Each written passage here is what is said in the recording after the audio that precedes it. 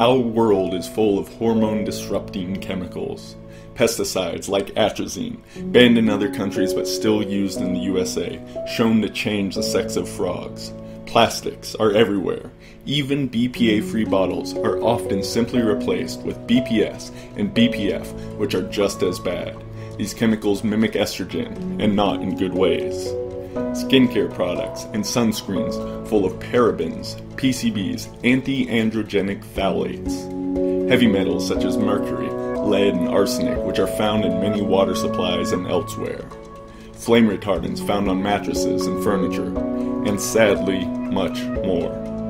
While you need to act to reduce your exposure to all these things, nowadays they're impossible to entirely avoid. You need added support. Enter pine pollen, the superfood of the 21st century. Helps the body to detox various endocrine disrupting chemicals through glutathione transferases. Also rich in phyto-androgens to help turn your hormones around. Pine pollen is a much needed ally in the silent war that's raging. Find out more at lostempireherbs.com today.